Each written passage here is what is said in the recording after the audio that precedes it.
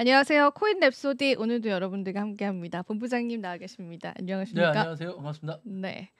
자, 오늘 제 이야기부터 같이 한번 해보고요. 뭐 사실은 이제 오늘 뉴스들이 몇 개 있었는데 그게 뭐 시장에 엄청 반응을 일으킬 만한 뉴스 많진 않았어요. 그래도 이제 최대한 좋은 뉴스들 오늘 여러분들과 함께 하겠습니다. 그래도 알트코인 시즌 지수가 조금은 올랐었어요. 그때 저희가 14까지 확인을 했었죠. 근데 그거 대비해서는 16까지는 올랐는데 여전히 좀 좋지 않고 조금 더 약세장의 무게가 실려가는 것 같아요. 근데 이제 뭐 그러다가도 급하게 반등할 수도 있는 시장이니까 뭐 다양한 이제 가능성을 열어두시면 좋겠습니다. 뭐 뉴욕 증시도 그렇지만 이제 코인 급락하고 뭐 한국 증시 급락하고 니케이 지수도 3% 이상 떨어지고 뭐 중국 증시도 안 좋고 그러니까 다 전반적으로 안 좋아서 비단 코인만의 일은 아니다 보니까 이제 자산 시장이 전반적으로 좀 위축이 되고 있고 거기에 따른 시장의 부작용들도 조금씩 이제 포착이 되고 있습니다. 그래서 같이 살펴보시고 도지코인은 3.1% 하락세를 나타내고 있습니다. 그리고 이제 이더리움이 또 7%나 떨어져서 이제 1,400이에요. 그래서 이게 거의 이제 최저치를 계속 찍어가는 있는 시점이다 보니까 많은 분들이 조금 걱정을 많이 하시는 것 같아요. 그리고 이제 트럼프 코인이 지금 7.5달러죠. 굉장히 이제 여전히 좋지 않은 모습이고 공포 탐욕 지수도 15로서 투심도 너무나 좋지 않은 상황입니다. 근데 이게 미국의 빅테크 기업들도 정말 많이 떨어졌거든요. 그래서 뭐 시장이 전반적으로 좀 좋지 않은 상황들입니다. 그래서 저랑 같이 뉴스를 보시면서요. 전략에 도움을 받으셨으면 좋겠습니다. 잭도시라고 하는 이 인물이 있습니다. 크립토 투자자들은 아마 많이 아실 거예요. 유명하신 분이죠. 잭도시 같은 경우에는 트위터의 공동 창업자이고요. 그러니까 지금은 X로 바뀌었죠. 그리고 이제 블록의 최고 경영자가 비트코인이 결제 수단이 되어야지만 살아남을 수 있다라고 했어요. 근데 이제 잭도시라고 하는 인물은 이제 암호화폐에 관해서 그래도 이제 다양한 발언들을 했고 그게 이제 또 시장에서는 어느 정도 반응을 일으켰었는데 이제 이분의 이야기를 좀 자세히 들어볼 필요는 있을 것 같아요. 만약에 비트코인이 미래에 실패한다면 비트코인이 단순한 가치의 보존 수단에 불과하게 될 경우다라고 전했습니다. 일상적으로 의미를 갖기 위해서는 오히려 좀 지불에 쓰여야 된다 그렇게 보고 있고요. 그렇지 않으면 사람들은 이제 비트코인을 구입하고 잊어버려서 긴급 시에 다시 유동성을 얻고 싶을 때에만 사용하는 것이 돼버린다. 그렇게 또 지적을 했습니다. 비트코인을 달러 등을 대신하는 통화처럼 사용을 하려면 비자나 마스터카드 결제와 같은 속도 그리고 프라이버시와 보안을 더 고도화할 필요가 있다라는 설명입니다. 사실 비트코인은요, 그 블록 안에 그 몇백 개의 기록을 넣을 수가 있고, 데이터를 처리하는 과정 자체의 속도가 그렇게 좋지는 않습니다. 그래서 이게 결제 수단으로서는 이제 굉장히 적합하지 않다라는 이야기가 나왔어요. 우리가 이제 비자 마스터카드 쓰잖아요. 그게 신용카드 같은 경우에도 그 결제가 되는데 우리가 한 몇 초 정도 걸리잖아요. 근데 이제 그 시간을 만약에 비트코인이나 네, 이제 사용되는 블록체인으로 할 경우에는 그게 이제 굉장히 우리가 많이 기다려야 되는 시간이 되는 거예요. 그러면은 이제 그게 결제되는 시간 자체가 많이 소요가 되기 때문에 이게 결제 수단으로서는 옳지 않다라는 얘기가 예전부터 나왔습니다. 그리고 좀 무거운 느낌이 있어요. 그래서 오히려 가치 저장 수단이 됐고 이제 그런 거를 대체하는 게 뭐 XRP 리플이라든지 혹은 이제 솔라나 코인들이 이제 네트워크를 이제 개발을 하면서 또 USDT 뭐 이런 것들이 이제 결제 수단으로 부각을 받았는데 이제 잭도시의 입장에서는 이 마스터카드 같은 속도 그 정도의 속도는 나와줘야지 이게 통화처럼 사용이 될 수가 있다. 그래서 속도 문제도 약간 이제 비판한 것으로 알려져 있어요. 그리고 만약에 이제 비트코인 변동성이 너무 큰 것은 그럼 어떻게 설명을 할 것이냐 이런 질문을 받았을 때 잭도시는 아직 16년밖에 되지 않은 젊은 자산이다라고 하면서 대중화되고 안정화되기까지는 시간이 걸릴 것이다. 그렇게 좀 전해오기도 했어요. 그래서 이런 부분들에 관한 커뮤니티 의견은 굉장히 다양한데 사실 이제 비트코인이 결제 수단이 될 수 있을까? 그런 부분에 관해서 다시 물음을 들게 하는 그런 뉴스였던 것 같아요. 근데 결제 수단으로서는 지금 적합하지 않다라는 게 조금 더 우세하죠. 시장에서는. 그래서 만약에 이제 잭도시의 이론대로라면은 결제 수단이 되지 않을 경우에 이제 시장에서 살아남지 못할 가능성이 있다라는 걸로 또 해석이 되기도 합니다. 그래서 우리가 다양한 방면에서 또 시장을 살펴봐야 될 것 같습니다. 자, 그리고 요거는 이제 우리가 이제 관세 이야기를 안 할 수가 없죠. 그래서 오늘 한국 시간으로 오후 1시에 이제 행정 명령으로 이제 서명을 아예 하면서 104% 관세 이제 지금 부과가 됐는데, 거기에 따른 중국의 대응점들을 좀 짚어볼까 해요. 일단 중국이 지금 물러날 기미가 보이지 않죠. 근데 중국은 희토류와 같은 희귀 광물에 관해서 이제 뭐 수출을 제한시킨다거나 이제 맞불 관세 정책도 펼치고 있지만, 실제로 미국채 매각카드 쓰고 있다. 그거 월가에서 좀 나오고 있는데, 중국은 이제 일본 다음으로 많은 미국의 국채를 가지고 있는 그런 이제 국가예요. 지금 이제 보시면은 지금 10년물 미국채 자체가 여기 요렇게 보시면 이게 시간 단위거든요. 정말 급격하게 올랐잖아요. 이게 4월 7일 날 일어난 건데, 요거에 관해서 마켓워치에서는 이제 중국이라는 국가를 발언을 하진 않았는데 트레이더들이 급격하게 시장에서 미국 국채를 던졌다, 이렇게 이야기를 하고 있어요. 아주 이제 다른 며칠 전 이야기로 다시 회귀를 해봐서, 제가 예전에 트럼프 대통령이 이제 미국의 국가부채 부담을 느끼고 그 이자를 납입하는 거에도 부담을 느끼기 때문에 국채 이제 관한 이자를 낮추기 위해서 증시를 떨어뜨린다, 요런 설이 이제 나왔었잖아요. 그래서 이제 그게 또 한때는 월가에서 약간 기정사실화된 그런 시나리오였는데, 지금 보이시면은 이제 중국 측에서도 이런 트럼프의 의도를 알았던 거죠. 모를 리가 없죠. 그래서 너희가 관세로서 나에게 이렇게 불합리한 행동을 취한다면 우리는 이제 너희의 국채를 던짐으로써 국채 수익률을 확 올릴 거야라는 심리가 반영되지 않았나, 그렇게 보고 있고, 실제로 이거는 4월 7일 날 있었던 일이고, 제가 이제 실시간 이제 외신 기사에서 가지고 오진 못했는데, 그 1시에 국내 시간으로 1시에 미국이 이제 관세 부과한다라고 하자마자 중국 정부에서 지금 한국 돈 한화로 74조 원 정도의 국채를 던졌습니다. 그래서 또 지금 요동치고 있거든요. 그래서 이렇게 계속 맞불 정책을 가게 된다면은 이제 시장에서는 당분간은 이런 변동성과 당분간은 이런 어려움들이 좀 나올 수 있다, 그런 이야기가 나옵니다. 그래서 아직까지는 우리가 시장을 안심하기에는 조금 이른 것 같고, 하지만 하락폭이 급격하게 컸던 만큼 상승폭도 크지 않을까 싶어요. 근데 이제 그 시점은 누구도 알 수 없는 시점이잖아요. 그래서 이제 같이 여러분들이랑 지켜보면서 실시간적인 대응을 우리가 해봐야 될 것 같습니다. 그래서 요거는 4월 7일 날 미국채 흐름이고요. 그리고 오늘 지금 아까 오후 1시쯤 중국이 추가로 더 던졌습니다. 하나로 74조 원 가량 미국 국채 지금 던진 상황이다라고 트레이더들끼리 이제 SNS에 올리더라고요. 그래서 그거 가져오지는 못했는데 참고를 해보시면서 금융시장의 변동성 같이 보셔야 될 것 같습니다. 그리고 이제는 그 미국 내에서도 이제 어제 본부장님도 시위하고 있다, 막 교육 쪽으로도 시위를 하고 있다, 요렇게도 말씀해 주셨는데, 이제는 이제 월가 CEO들도 공격적인 반대 의사를 하면서 약간 반항이라고 해야 되나요? 이런 트럼프 행동에 반발을 하고 있습니다.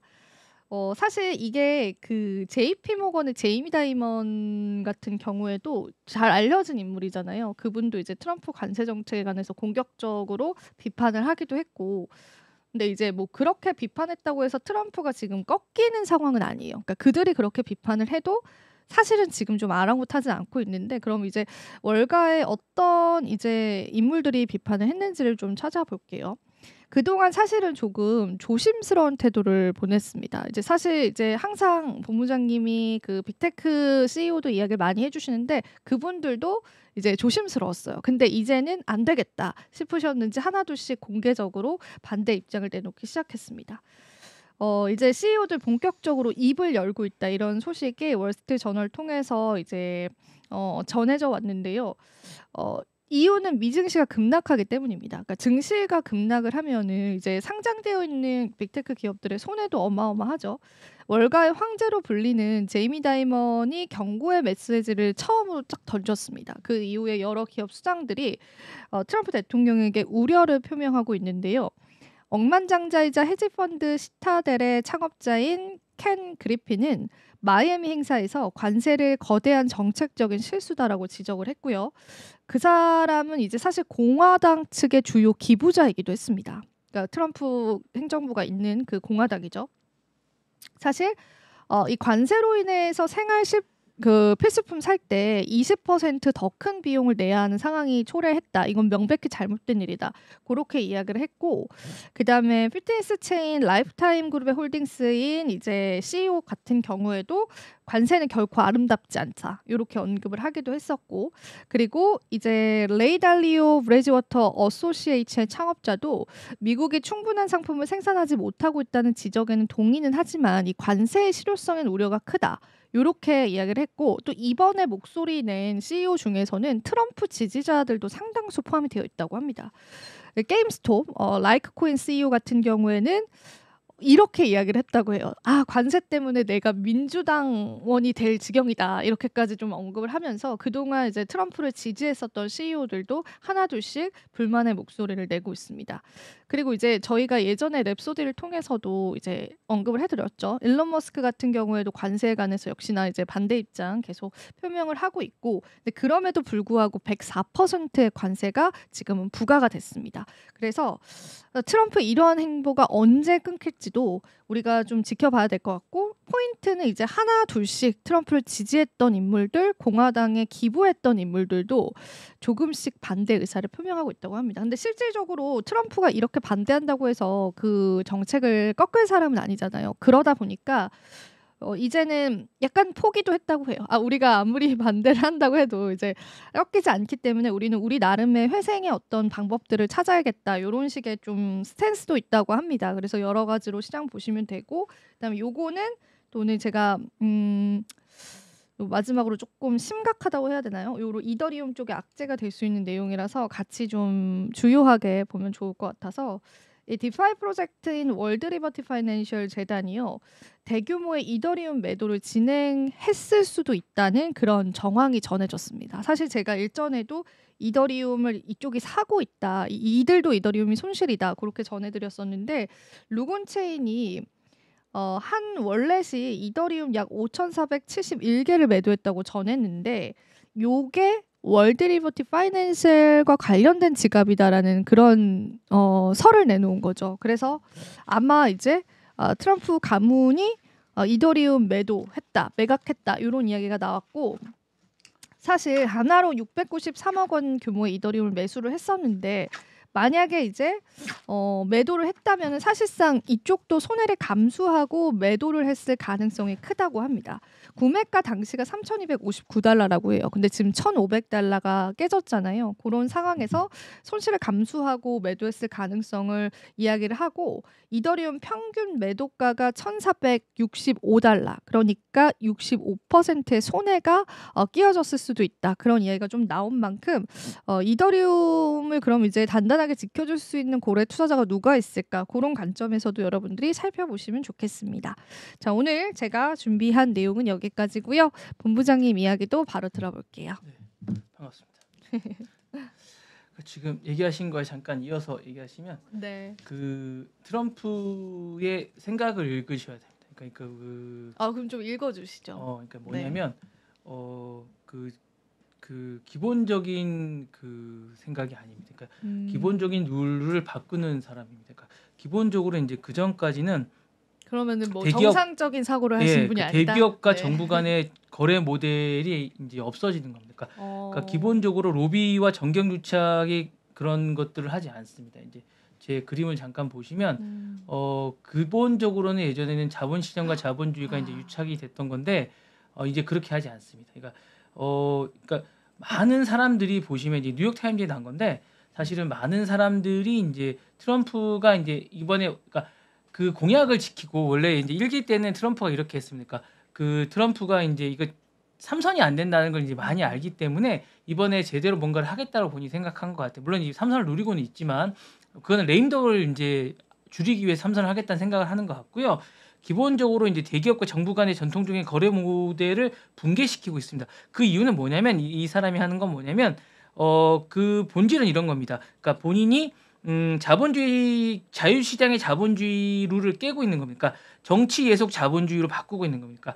본인이 우위에 있고 이게 거래가 아닙니다. 그러니까 로비스트가 통하지 않는 이런 사람인 겁니다. 그런 사회를 기다리시는 거예요? 그런 사회를 지금 만들고 있는 겁니다. 그러니까 기본적으로 거래가 아닌 통제가 본질이라고 생각하는 거니까. 그러니까 우위에 자기가 있고, 그러니까 그 전에 많은 걸 도네이션을 받았고 자기가 이제 많은 것들에 대해서 이제 인사를 하고 많은 사람들이 가서 고개를 숙였음에도 불구하고 그런 것들이 통하지가 않습니다. 이제는. 그러니까 그런 것들에 대해서 본인이 받았음에도 불구하고 그런 것들을 우리말로 약간 나이브한 말로는 쌩을 깝니다. 그러니까 이게 예. 먹튀 아닙니까? 예, 먹튀를 하고 있습니다. 왜냐하면 뒤가 없습니다. 이분이. 먹튀 아닙니까? 뒤가 없습니다. 왜냐하면 그 다음이 없기 때문에 사실은 본인은 그 다음이 없습니다. 이미 최고이기 때문에요? 최고이고 그 다음이 재선이 그러니까 다음이 그러네요. 없기 때문에 본인이 넥스트가 없기 때문에 사실은 그러면서 이제 그렇게 얘기를 하는 거고요. 뭐 대기업이 정부에 도네이션을 했고 협력에 대해 했고 협력 기여를 했고 일정 수준의 정책이나 관여나 이런 것들 규제 유예를 해주기로 약속을 했음에도 불구하고 지금 안 하고 있거든요. 그러니까요. 그러니까 이제 이 부분에 대해서 트럼프는 이런 전통적인 엘리트에 대한 어떤 거래 모델을 부정하고 있습니다. 예, 그러니까 충성 없이는 존재도 허용하지 않는다는 이런 절대적인 권력과 계속 강요를 하고 있는 이런 상태주고 자본주의를 하고 있습니다. 사실 어떻게 보면 예전에 우리가 이제 뭐 약간 전두환식, 약간 이런 식의 약간 이런 식 비슷한 이런 느낌이 좀 듭니다. 그래서 경제적 스타일이 아니라 정치적 코드에 따라 생존을 결정하는 약간 이런 식을 지금 유도하고 있는 약간 이런 식 같은 약간 이런 느낌입니다. 그래서 약간 이런 느낌이 아닌가라는. 그러니까 요걸 잘 읽어야 됩니다. 요걸 잘 읽어야 되고 사실 이런 것들을 요즘에 가장 잘 파악하고 있는 미디어라고 하면 제가 볼 때 뉴욕 타임즈입니다. 뉴욕 타임즈가 사실 이걸 되게 잘 읽고 있고 잘 파악하고 있고 잘 분석합니다. 뭐 폭스 비즈니스 이런 데는 너무 그런 건 그냥 그대로 나이브하게 하는 거고요. 제가 볼 때는 뉴욕 타임즈가 잘 분석하고 오늘 뭐 크립토를 감시하는 어떤 그 분석하는 것도 없앴다고 하더라고요. 거기에 대한 거와 사실은 최근에 이제 음모론을 분석하는 그런 기구도 새롭게 만들었어요. 그 어떤 게 하나 생겨나고 어떤 게 하나 이제 없어지는 것도에 대한 것도 분석을 뉴욕 타임즈가 되게 잘했습니다. 그러니까 그런 것들이 왜 생겨나고 왜 없어지는지도 잘 보셔야 되는 것들이 어떤 의도로 어떻게 생겨나고 왜 그리고 이제 어제 이제 제가 말씀드렸던 메타가 소프트웨어 기업인데 왜 타격을 받는지에 대한 이런 거 분석도 뉴욕 타임즈는 되게 잘하고 있습니다. 그러니까 그런 기사들을 잘 보시면 돈을 버시는 데 도움이 되십니다. 그러니까 여러분들이 그런 기사들을 잘 분석해 보실 필요가 좀 있고요. 그리고 이제 기술 권력과 정치 권력의 구조적인 충돌이라고 보시면 됩니다. 그러니까 정치 권력이 지금 우위에 있습니다. 대등한 관계가 아닙니다. 그런 관력으로 보시는 것도 아니고 그래서 일론 머스크도 사실은 지금 기술 권력에서 헤게모니를 잡고 있음에도 불구하고 지금 밀리고 있습니다. 안에서 테크노 권력이 지금 밀리고 있는 건 사실입니다. 예, 왜냐하면 기본적으로 도대 이권의 이권을 가지고 있으면 아무래도 밀릴 수밖에 없습니다. 명분에서 밀리기 때문에 이렇게 된 거고요. 헌법적 위력이 이제 경쟁자로 인식을 하기 때문에 기본적으로 그런 부분에서 이제 힘을 실어주지 않습니다. 그리고 이제 경제적인 논리보다는 정치적 신복 구조나 우선시하는 약간 반시장적인 질서를 이제 구조를 짜고 있기 때문에 이런 부분에서 이제 기술로 인한 생존 보장보다는 이런 기존 신념이 전혀 통하지 않는 사람이기 때문에 그런 논리는 통하지 않습니다. 그래서 이런 거고요. 글로벌 해체나 정치화나 새로운 미국형 국영 자본주의를 지금 만들고 있습니다. 약간 국영 자본주의라고 생각하시면 그런가 봐요. 예. 그러니까 이게 자유주의가 아닙니다. 자유민주주의가 아닌 거죠. 예, 그런 게 아닙니다. 사실은. 그래서 국제 공급망 기반의 자유주의가 상징이 아니고요. 사실은 이제 국익 기반의 어떤 보호무역 틀로 한 어떤 강제로 끌어들인 전략을 하고 있고요. 트럼프 이기는 사실은 정경 협력이 아니라 정치 예속을 하는 요구하는 구조 전환 중이고요. 사실은 단순한 기업 피해가 아니라 미국 자본주의적 작동 메커니즘 자체가 리셋되고 있음을 알고 있어야 되고 요거를 모르는 기업들은 아마 도태될 거라고 생각이 듭니다. 그래서 각자 도생하는 기업으로 지금 각자 하고 있다라고 생각을 하고 있고요. 도생을 지금 못하게 생겼는데요. 지금 각자 도생하고 있습니다. 각자 지금 로비를 하고 있고 각자 어떻게 살지에 대해서 다 고민을 하고 있습니다. 그럴 수밖에 없겠죠. 예, 지금 다 그렇게 판을 짜고 있고 빅테크들도 메타나 모든 기업들도 지금 어떻게 가야 될지에 대해서 각자 다 고민을 하고 있는 약간 그런 구이고 사실은 이제 어떻게 가야 될지에 대한 판을 어떻게 짜야 될지에 대한 게 있고 조건부 공존 모델을 다 짜고 있으면서 이중 지배 구조나 정권은 통제를 하고 있고 빅테크는 외곽에서 대항하는 약간 외곽에서 약간 대항하는 이런 구조로 지금 하고 있습니다. 그래서 요 부분 구조이고 지속 충돌이 해체 모델이 되면서 진짜 권력이 재편될 것 같고 사실은 공장이 다 안쪽에 있으면서 지금 오늘 또 한 거 중에 하나가 석탄을 국가 자산으로 또 인정을 했어요. 비축 자산으로요? 예, 비축. 아 그래요? 그러면서 행정명령도 내려서 네, 좀 이따 말씀을 드릴 텐데, 몰랐네요. 네. 예, 그렇지. 아 그래요? 우리나라에 지금 나오지 않고 있는데 그걸 또 했어요. 행정명령으로.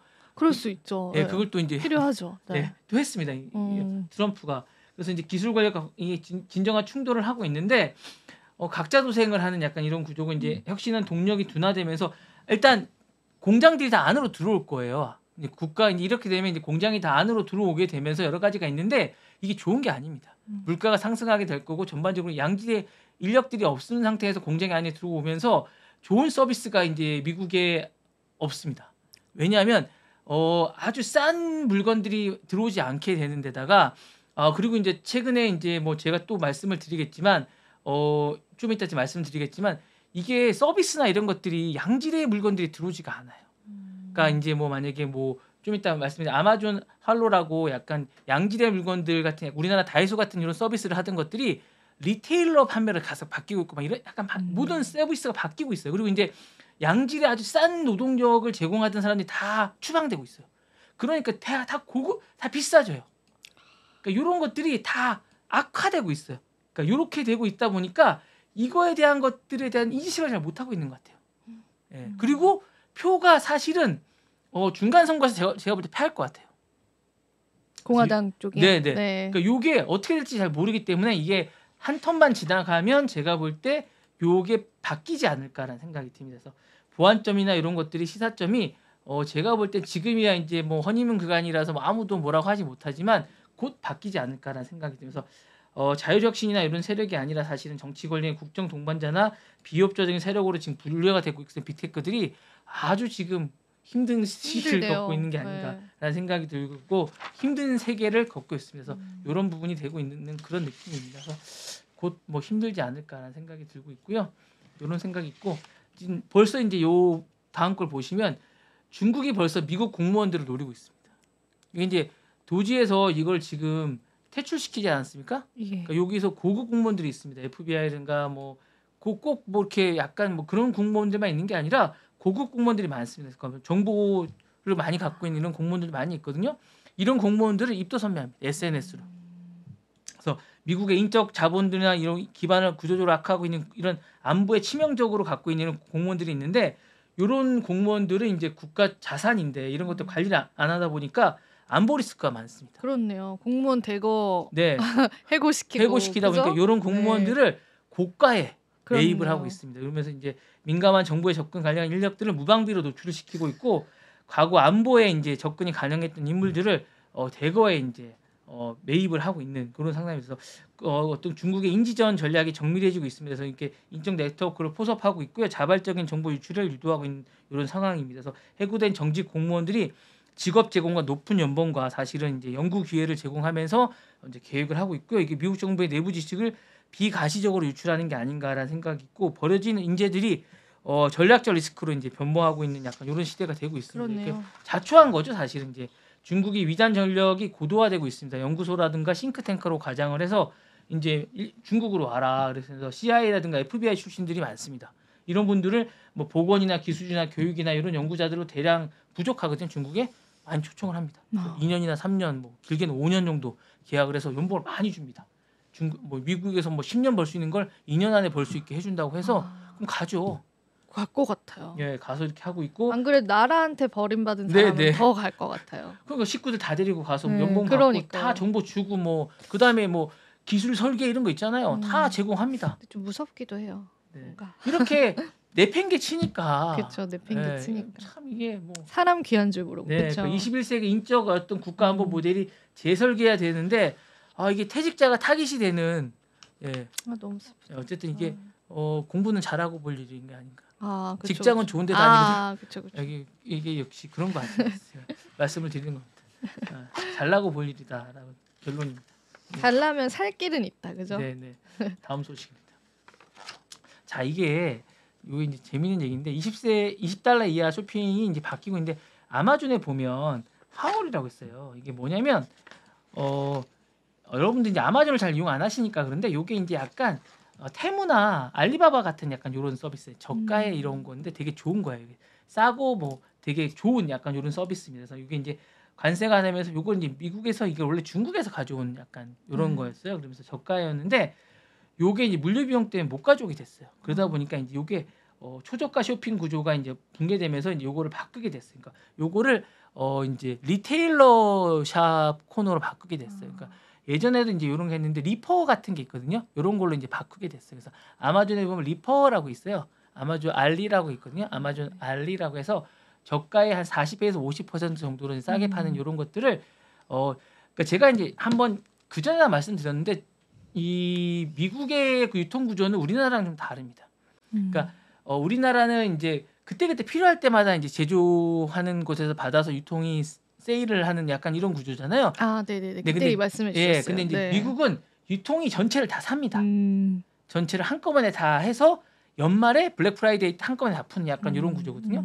그래서 이제 요런 구조인데 요렇게 이제 아마존도 몰래 이제 사는 약간 이런 구조라 구조가 좀 다릅니다. 유통이 약간 이런 구조라서 요런 것들을 이제 파는 약간 요런 구조로 하거든요. 그래서 요렇게 구조를 해서 이제 요런 리퍼 구조로 이제 하는 겁니다. 약간 기스가 나거나 요런 것들을 파는 뭐 리바이스라든가 이런 게 되게 싸거든요. 이런 것들을 한 절반 가격 이하의 아디다스라든가 이런 구조들을 파는 이런 걸로 이제 팔게 되는 이런 코너를 만들었다고 합니다. 그래서 이렇게 전략을 바꿔서 사실은 이제 이런 초저가 구조로 해서 이제 재고 기반, 약간 재고 이제 떨이 기반 같은 것들을 이제 파는 약간 이런 코너로 바꿨다고 합니다. 그러니까 옛날에는 초저가 아예 상품을 그러니까 리바이스나 뭐 이렇게 약간 안 좋은 것들, 기스한 것들을 이제 로스라고 있거든요. 근데 그것도 들여와야 되니까. 네. 그쵸. 이제는 있는 것들을 이제 약간 파는 로스, 약간 전략으로 기스난 해야죠. 것들을 네. 파는 약간 이런 어쩔 수 코너로 없죠. 바꿨다고 합니다. 그래서 이제 이렇게 바꾸는 코너가 바뀐 거죠. 그러니까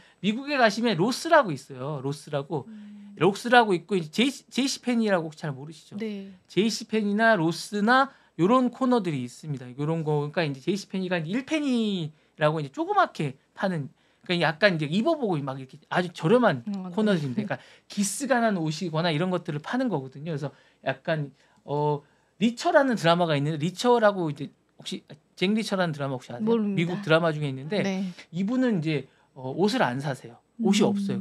이렇게 돌아다니면서 이제 약간 해군 장교인데 약간 이제 그런 장교인데 영화 잭 리처라고 혹시 아시잖아요. 네. 그 영화에 나오면 이제 잭 리처가 이제 옷을 안 사고 돌아다니면서 요런 로스에 가서 옷을 사 입거든요. 근데 요런 이제 약간 옷을 사 입는 약간 요런 코너가 나오는데 요런 코너에 저렴하게 파는 요런 코너입니다. 그러니까 요런 저렴하게 파는 요런 코너인데 요런 코너 같은 요런 겁니다. 요런 코너에서 이제 파는 요런 옷인데 리바이스라든가 이제 미국에서 파는 저렴한 옷들 이런 것들은 이제 파는 이런 코너로 바뀐다, 전략이 바뀐다 이런 얘기고, 더 미니미스 규정을 폐지하다 보니까 중국의 초저가 플랫폼이 약화가 되고 미국 내 재고 기반의 브랜드 플랫폼이 강화되는 약간 이런 식으로 변모한다, 유통 구조가 아예 변모한다라는 어떤 관세 전략이 어쨌든 바꾸게 된 이런 것들을 말씀드리는 이런 걸로 이제 말씀드리게 됐습니다. 네. 자, 요거 이제 또 말씀드리겠습니다. 요거 오늘 나온 소식인데요. 또요? 또 하는 또. 근데 이게 이제 벌금이 이제 이번에 계속 반복이 되고 있습니다. 반복이 되고 있고 또 걸렸다고 합니다. 근데 이게 이제 제가 볼 때는 여러 가지로 이제 좀 문제가 있는 것 같아요. 또 이제 몰래 칩을 공급하다가 벌금을 물게 됐고요. 이제 폭탄이 반복이 되는 것 같습니다. 근데 제가 이제 이걸 뭐 똑같은 얘기를 계속 하게 되니까 하웨이에 몰래 칩을 공급하다가 이제 된다는 얘기고 똑같은 얘기니까 이제 재탕이 아닌데 그죠? 네. 약간 새로운 소식인 거죠? 네, 새로운 소식인데 거의 비슷한 류입니다. 근데 이제 이게 왜 반복되는지 계속 이게 뭐 반복되는지 제가 그 얘기를 좀 오늘 좀 해드릴까 합니다. 그래서 이게 기술과 지정학적인 어떤 걸 완전히 분리하지 못했기 때문인 거예요. 기업들은 기술을 이제 통해서 글로벌 성장을 추구하지만 국가들은 기술 안보를 자산으로 취급하는 경향이 좀 있습니다. 그러니까 이게 되게 중요한 그러니까 어떤 포인트인데요. 예를 들어서 반도체라든가 AI라든가 양자라든가 5G 같은 군사 산업 어떤 정보 안보 핵심이 자산이 되는 어떤 세상입니다. 그러다 보니까 기업은 수익을 추구하지만 국가는 패권 전략이 상당히 중요합니다. 이게 서로 이제 충돌하고 반복하는 건데 기업은 사실은 이익과 국가는 통제하는데 이 구조가 이제 충돌을 반복하다 보니까 서로 이걸 계속 하다 보니까 계속 이익을 추구하다 보니까 이게 그럴 수밖에 없는 거예요. 예, 그러니까 이게 계속 반복이 되는 거고요. 사실 중국은 기술 독립을 원하고 있고 미국은 그걸 막으려고 하고 하는데 그러니까 계속 반복이 되는 거예요. 그러니까 이런 상황에서 중국은 반도체 자립을 국가를 이제 전략 사업을 내세우고 있고 화웨이는 SMIC라고 또 있거든요. 그 반도체 만드는 약간 이런 게 있고 알리바바나 소프고 아시죠? 네. 네, 소프고가 있고 또 자체적으로 생태계를 확장 중인데 반면 미국은 확장 기술이 이제 중국 분사랑 연결되는 걸 차단하려고 합니다. 그래서 양국이 모두 후퇴하지 않고 있기 때문에 중간에 낀 기업들이 전선이 계속 노출이 돼요. 그러니까 TSMC라든가 소프고라든가 이런 것들이 전선이 계속 뭐 상사를 하다 보니까 노출을 할 수밖에 노출을 할 수밖에 없죠. 없으니까 패권국가 추격국가의 기술 봉쇄라든가 돌파라는 연구 대립 구조일 수니까 계속 이게 이제 공급이 될 수밖에 없고 보따리 상이라든가 뭐 유학생이라든가 이런 분들이 그렇네요. 어쩔 수 없이 이게 노출이 안 될 수가 없어. 나라가 뭐 이렇게 비행기를 막지 않는 이상 있을 수밖에 없다라는 생각이 듭니다. 그리고 이 추구를 하니까 그리고 이제 공급망이 아시다시피 우리 반도체를 뭘 할 때 너무 복잡합니다. 이게 단순한 게 아닙니다. 우리가 막 단순하게 뭐 이렇게 뭐 끊고 맺고 이런 게 아니라 안 되죠. 안 되지 않습니까? 그러니까 부품은 여기서 조달하고 네네. 조립은 여기서 하고 패키징은 여기서 하고 네네. 근데 어디서든 빼올 수가 네, 있죠. 그리고 이제 아시다시피 제가 그때 말씀드렸다시피 전화 걸면 1시간이면 온다는 거 아닙니까? 블랙웰이. 우리나라 지금 블랙웰을 못 구하는데 중국은 블랙웰이 대학마다 있다는 거 아닙니까?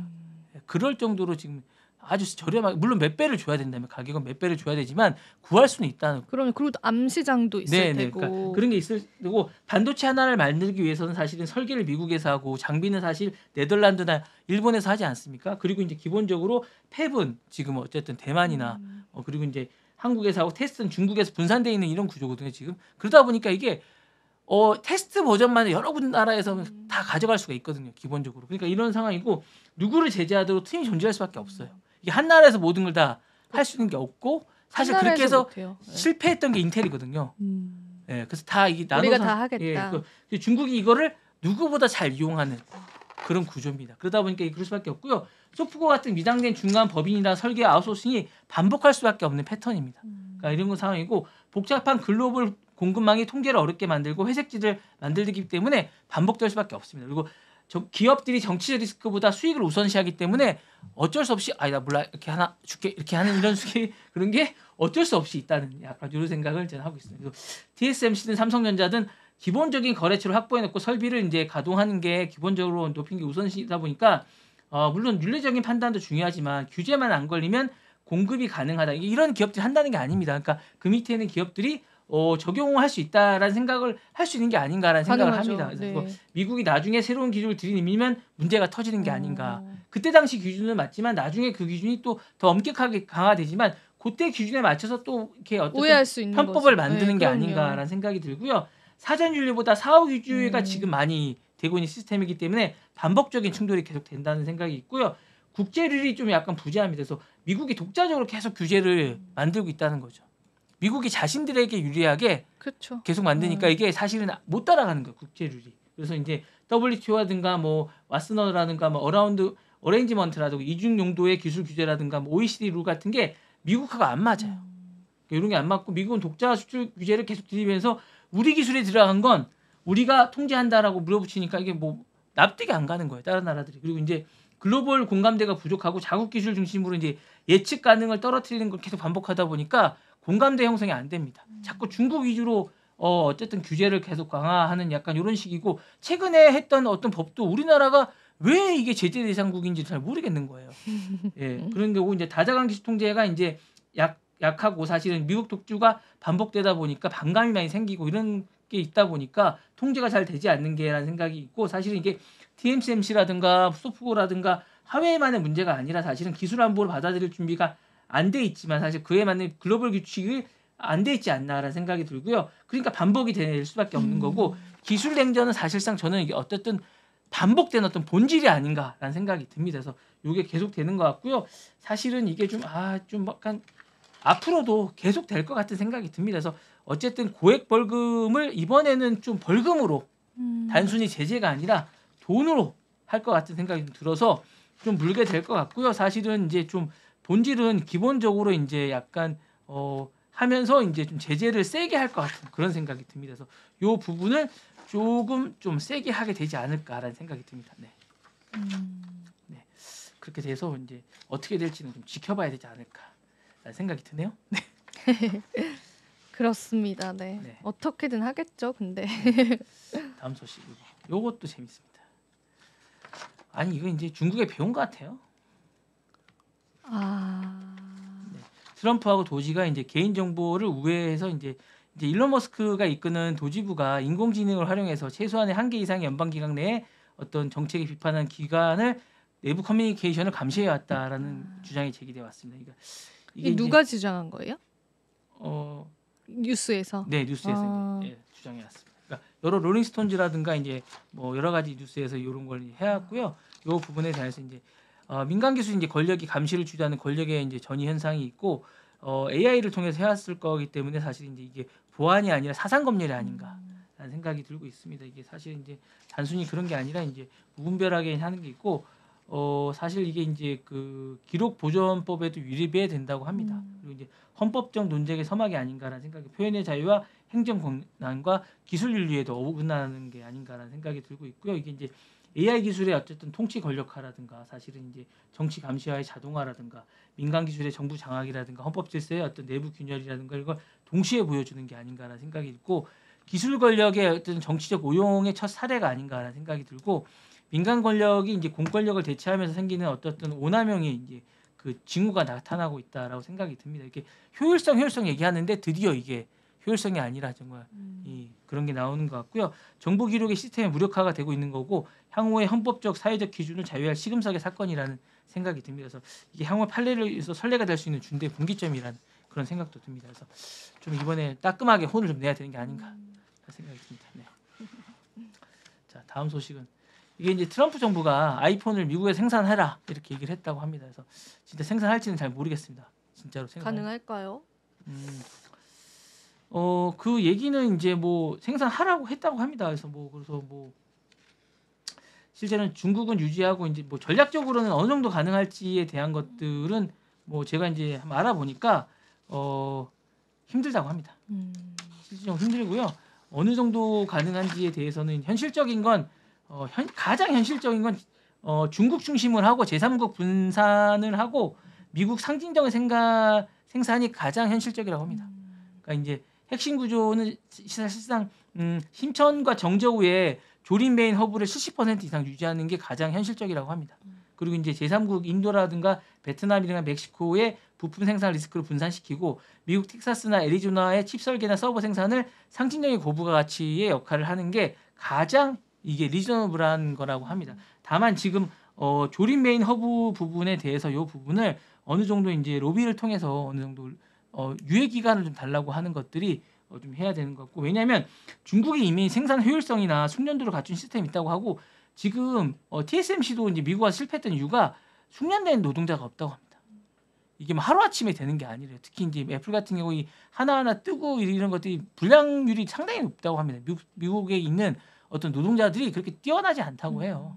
손기술이나 이런 것들이 이게 상당히 좋은 손기술이나 이런 인건비도 비싸잖아요. 인건비는 비싼데 네. 그 숙련도가 따라올 수가 없대요. 숙련도도. 네, 이게 왜냐하면 폭스콘이나 이런 쪽에 있는 이 노동자들이 상당한 숙련도가 있고 그다음에 이게 사실은 그렇게 뭐 숙련도가 낮을 것 같지만 그렇지 않다고 합니다.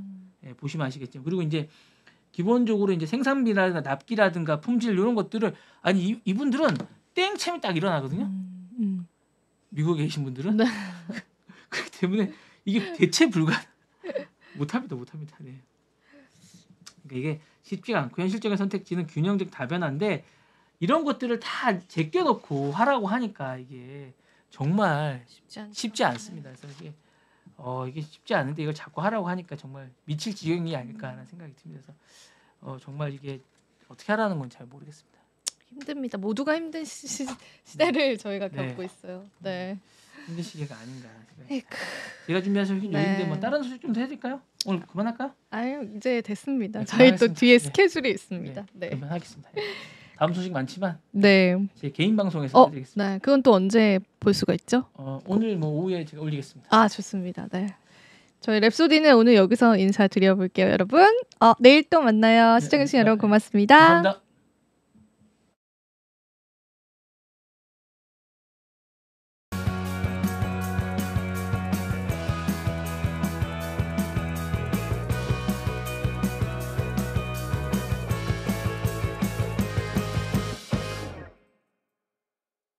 시청자 여러분 안녕하십니까? 국내외 주요 소식 전해드리는 모두의 증시 고유림입니다.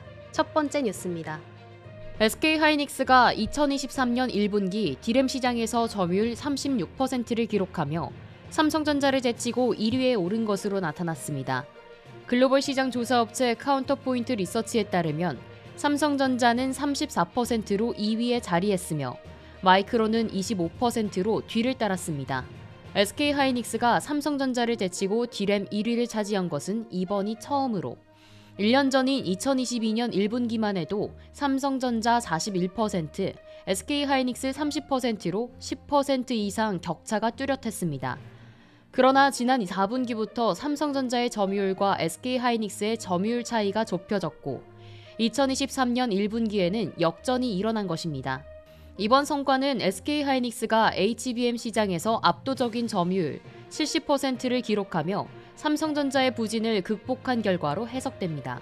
삼성전자의 주력인 범용 메모리 반도체가 수요 침체와 중국발 저가 물량 공세로 부진한 상황에서 SK하이닉스는 HBM 수요의 급증에 발맞춰 성공적인 대응을 보였습니다. HBM 시장은 2분기에도 SK하이닉스가 선두를 달릴 것으로 전망되고 있습니다. 특히 인공지능 수요가 여전히 강세를 보이며 HBM 시장은 미국발 관세 장벽에도 영향을 덜 받을 것으로 보입니다. HBM 시장을 이끄는 SK하이닉스는 현재 HBM3 12단 제품을 엔비디아 등 주요 고객사에 공급하고 있으며 HBM4 12단 제품의 샘플도 계획보다 앞당겨 공급했습니다. 올해 하반기 양산을 시작으로 HBM4E 개발에도 속도를 낸다는 방침입니다. 삼성전자는 AI 반도체 생태계 주도에 나서고 있지만 HBM 시장에서 뒤처지고 있는 상황입니다. 삼성전자는 HBM 시장 초기 대응에 실패했으며 전영현 DS 부분 대표이사 부회장은 HBM이 대표적인 부품인데 시장 트렌드를 늦게 읽는 바람에 초기 시장을 놓쳤다고 언급하며 HBM4 등 차세대 HBM 시장에서 준비를 철저히 하겠다고 밝혔습니다. 이번 디램 시장 1위 역전은 SK하이닉스가 기술력과 수요 변화에 성공적으로 대응한 결과로 전 세계 디램 시장에서의 경쟁 구도가 더욱 치열해질 것으로 보입니다.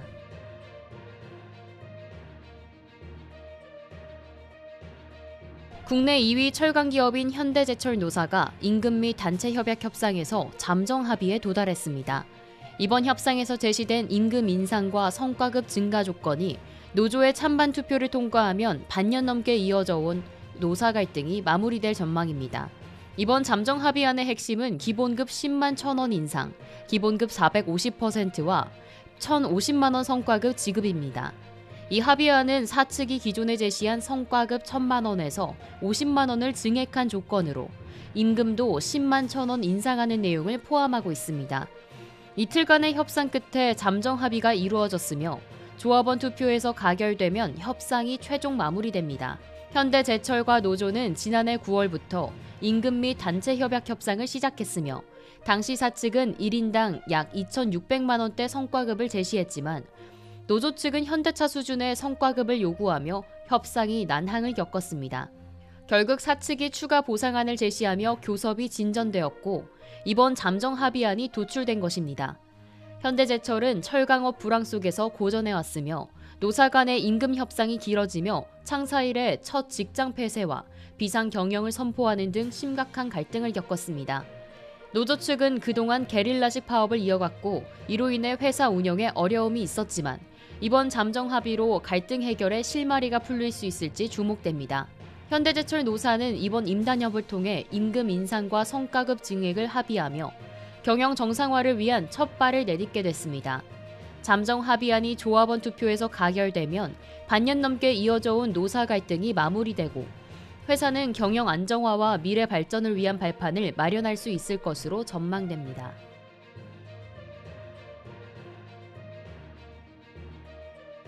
트럼프 행정부의 강경한 관세 정책이 미국 증시에 큰 영향을 미치면서 국민연금을 비롯한 국내 연기금, 공제회들의 투자 수익률도 급격히 하락할 전망입니다.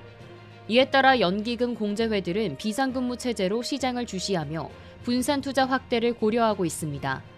지난해 최대 수익률을 기록했던 기술주 중심의 나스닥에 집중 투자했던 국민연금과 한국투자공사는 올해 1분기 고점 대비 25%에서 38%까지 주가가 급락하며 수익률에 큰 타격을 입을 것으로 보입니다.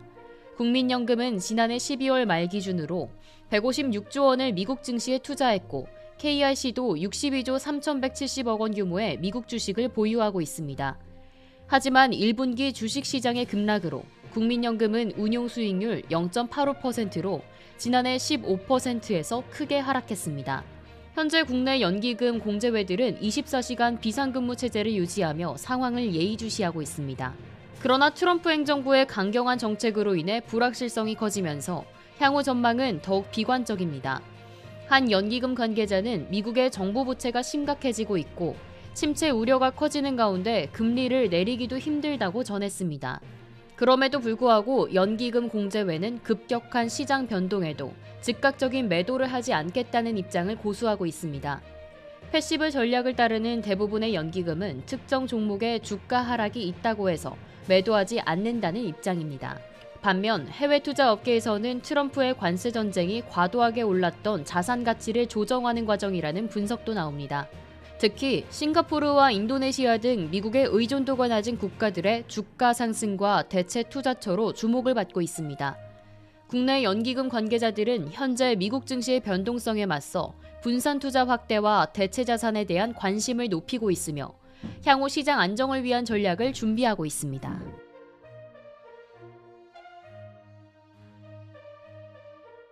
최근 삼성전자가 중국 내 반도체 사업을 중단했다는 루머가 돌았지만 삼성반도체는 이를 직접 반박하며 중국 내 협력 사업은 여전히 정상적으로 진행 중이라고 밝혔습니다.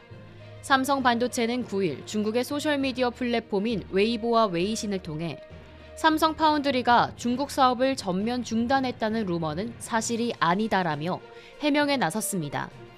삼성 반도체는 이어 삼성 파운드리가 일부 중국 기업과의 신규 프로젝트 협력은 중단했다라는 주장도 오해라고 밝혔습니다.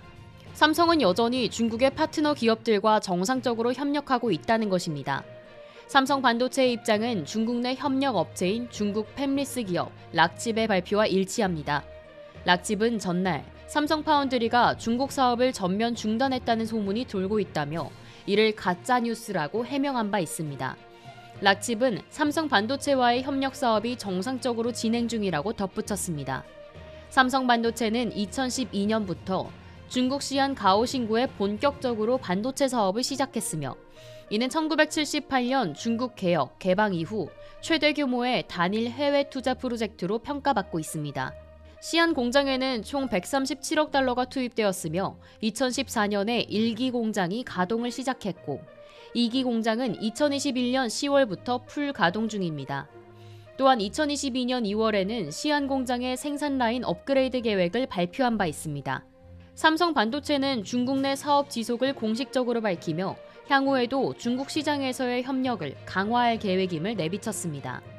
이를 통해 삼성전자의 반도체 사업은 세계 시장에서의 경쟁력을 더욱 강화할 것으로 예상됩니다.